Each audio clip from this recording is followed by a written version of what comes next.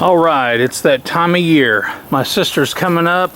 Alexis just arrived, and as soon as my sister gets here, we're gonna load up and head to the Gulf of Mexico. Going on our annual trip down to Corpus Christi, and hopefully we're gonna get into some king mackerel, cobia, maybe some red snapper, all that good stuff. We're even taking our scuba gear this go around, just in case the waters are clear enough that we might be able to get a little scuba diving trip in at one of the derelict rigs out there, or the helipad. So anyways, this is the start of the adventure, and we'll be heading out here probably in just a little bit. 10-hour drive though. Oh, we are here. I've been up 24 hours, 10-hour drive. We took about a 30-minute nap. We are real close to the Mayan Princess rigs, which are offshore just a couple of miles out. Low surf, which is great. We're just gonna slowly get around, get this kayak off the trailer and put together. We'll go out there and see if we can find some fish. I've already picked up a package of ribbon fish when we came over the causeway. Here we go.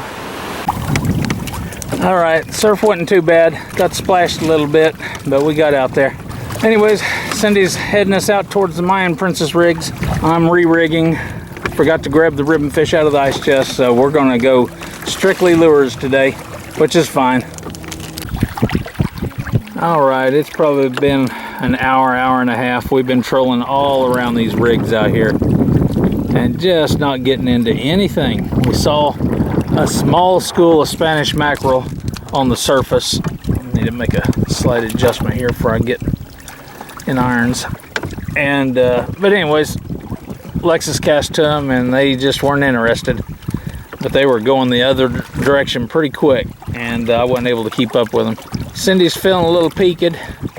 We were just waiting to see if she was going to chum the waters or not, and we're gonna head back to the truck, get a little lunch, because all of us are dehydrated and haven't been eating hardly anything, and then we may come back out. At least we don't have the sun beating down on us. It's pretty cloudy out here, and there's been some squalls. There's some pretty heavy rain back there, but so far everything's missed us. Wind's picking up now. Yeah, you're good. When one of those popped up like hit us at Ocean Springs. Oh yeah. I think we just died. Just die. That's how you die. How you drive it. Oh, Ocean Springs. Yeah, that was a calamity. Water spout is just about to form over there. We'll keep an eye on it. It's trying.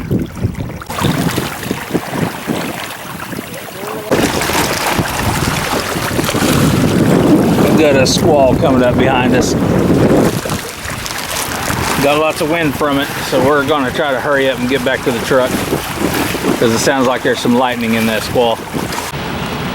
All right, we made it in just barely before as the squall hit, actually. Pouring down on us now. Time for a little snack. We'll wait and see if this clears out. Formulate a game plan. We may go back out, but then again, if it's set in for the day, we may do something different. All right, we got a notice that our room was ready, so we went ahead and loaded up. Gonna come over here, get cleaned up, get our gear out of the pickup truck that we don't need, and I'm gonna wash the salt off my reels and off the boat, and then we are gonna formulate a game plan. Are you using this sunscreen? All right, we're rounding up everything, fixing to hook up to the kayak and go out and try a little fishing trip. I've got some GPS coordinates saved, and we're going to give it a shot. Take the fish locator out with us this time, see if I can locate the reef, and maybe we can get over some fish. Anyways, here we go. There are no markers out there, so we're going to have to follow GPS coordinates to get to the spot. I've got 2 spots marked out there, so we'll see if we can find something that shows reef underneath us. The surf is considerably worse than what it was yesterday. We just have to make sure we batten down everything on our kayak as we go out. Okay, we're all rigged up, fixing to launch it. I'll probably hand the GoPro to Alexis, see if she can catch us going out in the surf, because It's brutal out there, it looks like. Got some rollers.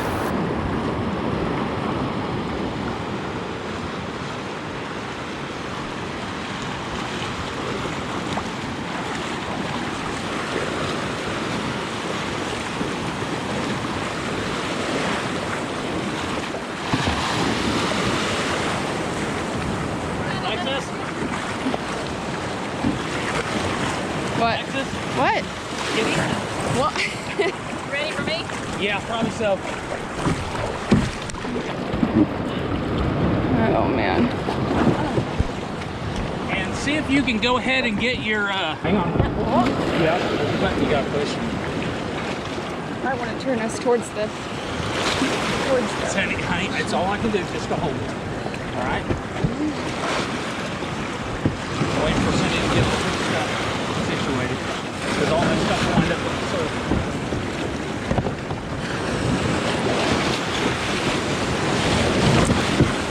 All right, you guys ready? All right.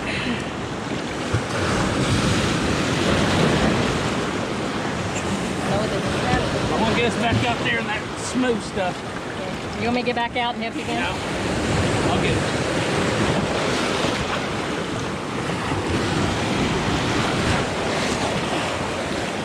Have you got anything else loose? Because everything's going to wind up in the ocean. It's not tied down.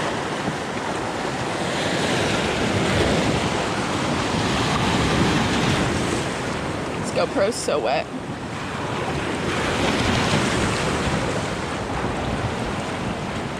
All right, I'm going to get us out here a little ways. And then I want you to put your fins down. Because this is rough. Go ahead and put your fins in. Now, keep in mind there's going to be another sandbar. I know, man. And you'll have to spread them out. All right. You good there? Okay. We got to get past those next big rollers. Turn it.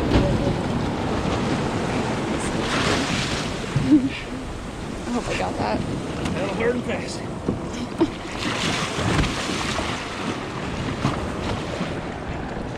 I got control. I'm not doing anything. Oh, that's right. I don't have the rudder locked down, so it's fighting me.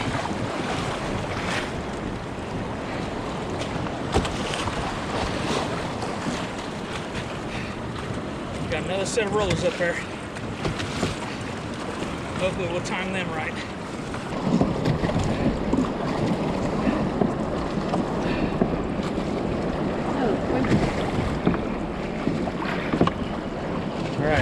You want this down? No, not yet. That's for when we're under sail. All right, go for it.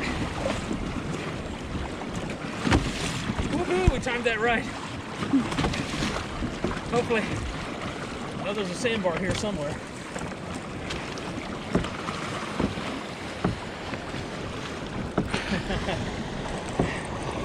Yes, we beat it.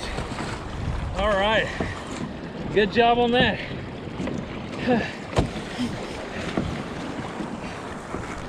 You got rollers like that.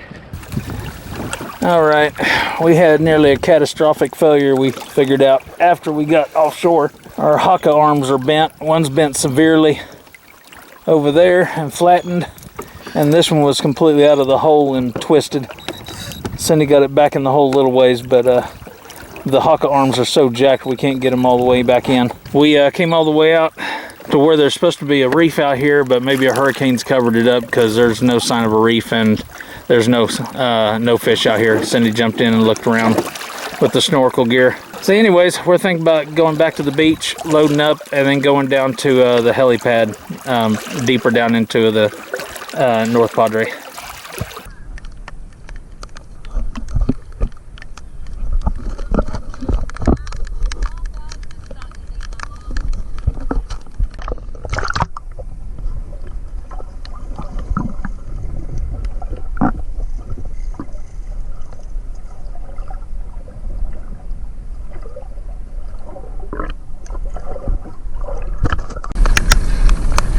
She had to go get our paddle.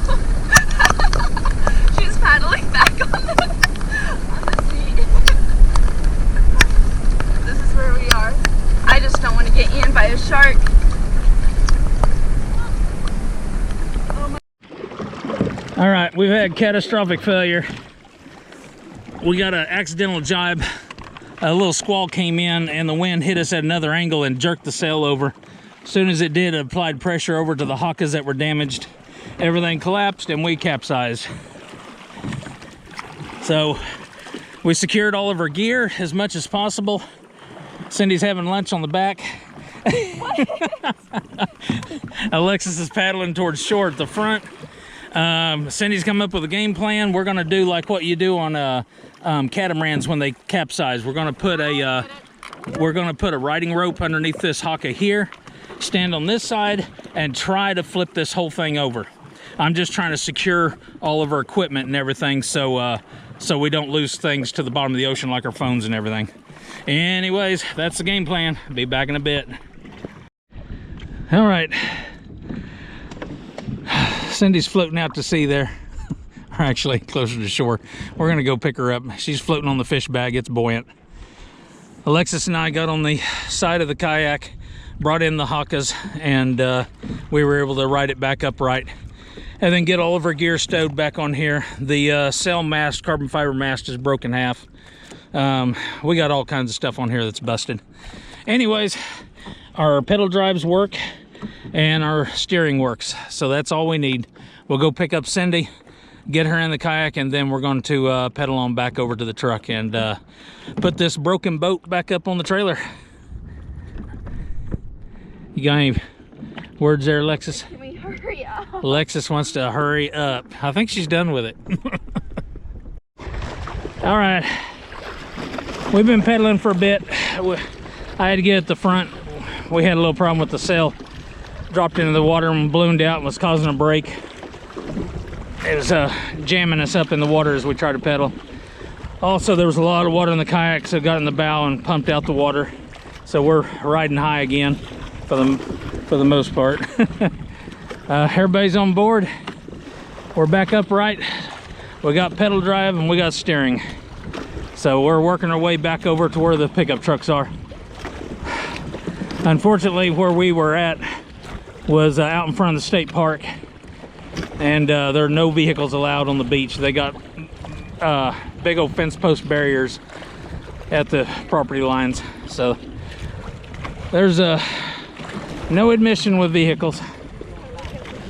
So we're slowly but surely pedaling our way back. Winds finally picked up to the 14 miles an hour that they were calling for. It's been still the last 2 days, and now that our mast is broke over, now we got the 14 mile an hour winds, and that's about par. So anyways, that's about it.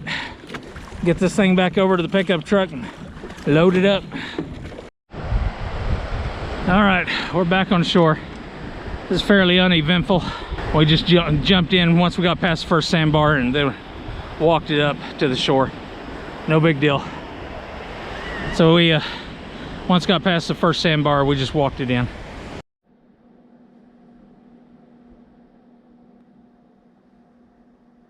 Oh my gosh, I can't believe my camcorder works. Hi, Alexis. Oh goodness. I'm trying to close, rudely interrupted. I'm sorry. Anyways, we're obviously back at the condo. I think I want to treat everybody to a burger. They got a super nice burger shop just down the road from the condo here. And sent out a message to one of my buddies that lives down here and see if he's got a suggestion where we can go in the bay area and the canals to see if we can salvage this operation. See if we can get into something. The Hobie Tandem island is not safe to take offshore, but we can still manage it out into the bay area without any problem. So anyways, just waiting on word from him, and hopefully we can salvage this operation. All right, the girls are armed with fishing poles and glasses of wine. After today's traumatic experience, they still want to do some fishing. But it's not without alcohol. I was wondering, I was like, I feel like nobody's fishing this for a reason. Yeah. All right, Cindy's fishing, but she says the water's only a foot deep. I don't know how that's not true. was gonna say, it's gotta be deeper. We're sitting right next to boats. Pretty good sized ones too. I brought pliers because I thought, you know what, if they're fishing, they might want to be able to take the hook off. What did you catch? Catfish? Oh, you got pliers? Well, I mean, I was talking about a way to grip it. The lovely hardhead. Yeah. Yeah, have fun with that. I hate those things. I've been stuck by them before. It's a good looking lure though. All right, first fish. Cindy is on the scoreboard after 2 days. And she may get finned right here. Jeez, he's a lively rascal, isn't he? I'm gonna have to. I think I was set up for failure. You are not set up for failure. Does mine need a weight on it? The mighty fishermen are done. One fish boated. Out of wine. Out of wine.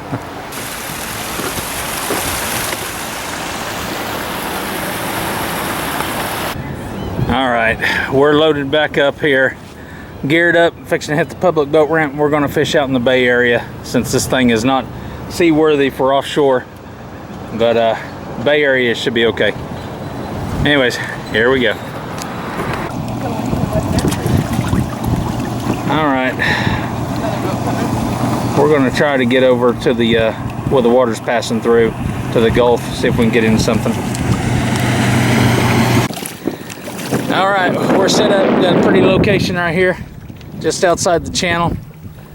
Got a pretty good current rushing over the flats here. So I think we're gonna give it a shot. Hopefully catch something coming up through the pass, out of the Gulf, or go in the opposite direction. All right, Cindy boated a flounder. Look at that. So. Don't know if he's going to hit 15 or not, but he might be close. It'll be right at it, but he may be just barely under it. Where's our measure? We're about to find out. Oh, look, 16 inches. Oh, he's a keeper. Good deal. Excellent.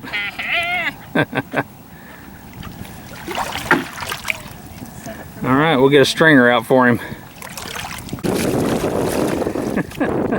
Let's go up to Yeah, I guess. It already escaped once and Cindy pounced on it. I was afraid his teeth would tear up that. Yeah, don't lip him.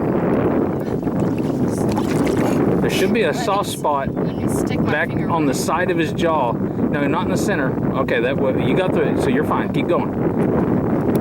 All right, good deal. Put through that ring and he's caught.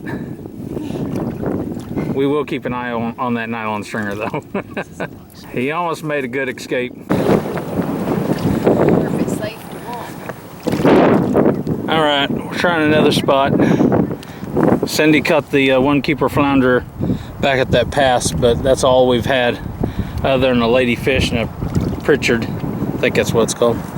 Anyways, give it another shot.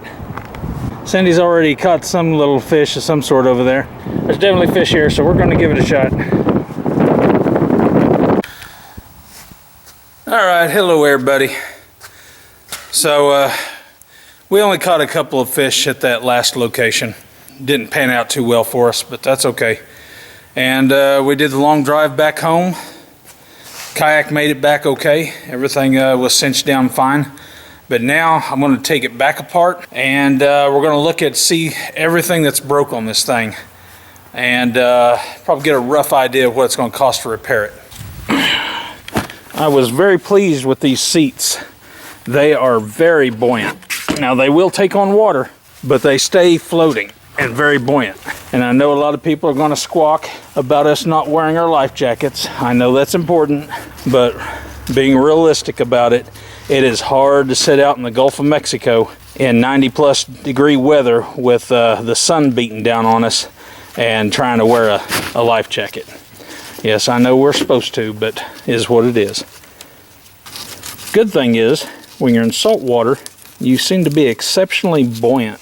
And so absolutely none of us had any trouble staying afloat. Now, if you all are wondering, we absolutely did have life jackets on board. I just had them stowed up in the bow. And hindsight, obviously, is very good. And I shouldn't have stowed them up here in the bow. This is where I had them at, in there. But with the kayak upside down, I didn't want to risk opening that and allowing water to flood into the hull of the kayak. And we were all floating just fine, so I wasn't worried about it. But we did have life jackets on board. Next time I'll secure them to the, if we don't have them on, next time I'll have them secured to the hawkas, to the wood hawkas off to the side. That way, if it does capsize, we can get to them easily without worrying about flooding the inside of the kayak. All right, our biggest issue is right there. Carbon fiber mast snapped in half. We had got back into shallower waters, around 10-foot waters. And with the squall pushing against us, the mast rammed into the sand, and then the wind pushing hard against us caused the mast to snap. And that is where the biggest expense came in. Give me a second, I'll get the mast off the boat, spread the sails out, and we'll take a look, see what's up. Okay, at first glance, the sail doesn't look too bad, except right here. Well, just like Alexa said, where the carbon fiber mast broke, it ripped the sail. But it just ripped the sleeve. It didn't actually rip the sail itself. So maybe I can take this to a canvas shop and have this replaced or possibly restitched. And maybe they can repair this. That would be good, because this sail I think is a roughly $370 to $400. The mast, I don't think that mast is repairable. If it is, somebody let me know if that's something I can repair and expect it to be structurally sound. I don't know if I can sleeve it with something and then go back over it with carbon fiber. But anyways, somebody give me a clue on that. If I cannot repair that, which I'd be surprised if I can, the mast, if I can find one for sale, I believe is around $1,200 to $1,300. We're looking at pushing $2,000 right there. If it all, that is if all of it has to be replaced. If I can repair it, then I might get out a heck of a lot cheaper. I also sacrificed the furling line right there. I cut that off while we were out in the Gulf of Mexico. I needed some extra line so I could secure the items that would sink and attach them to the items that would float on the out there in the Gulf. So I had to cut that line. That's an easy fix, so I can buy more line. But anyways, that's something that had to be sacrificed to help get everything back to the shore. All right, one of the wood hawkas has damage to it right here. One of the stainless steel screws, two of them came out and the glue gave way. Actually, the glue did not give way. The wood splintered. Looks like what happened. Looked like the glue stayed, but the wood gave. Now this is just pine, so it's not a big issue. This is handcrafted. I can build another one of these in a heartbeat. But I might even be able to salvage it because the wood itself is not broke. It's just pulled away from the screw. So what I may do, pull the screw out, come in here with stainless steel bolts. I might be able to get a stainless steel bolt all the way through that one. Definitely this one. Re-glue it down, and I may be able to salvage this one pretty easily. So, a little damage on the wood hawka. When this thing got sideways in the surf and it was pounding against the sandbar, it flattened the bar and split the rail. I believe this is called the ama. So this entire ama here is going to have to be replaced. Now, I don't know. Also, I think they're about $370 to $400 for just this aluminum bar. What I'll do is I'll look and see if I can get my hands on one. If not, I could probably go up to a machine shop and have them bend me a piece of aluminum the same size, and then all I have to do is drill out the rivets and replace these plastic pieces back onto a new aluminum bar. But I'll play around with the figures. Now the only thing is, The new aluminum bar will obviously not be black, at least not this baked on coating.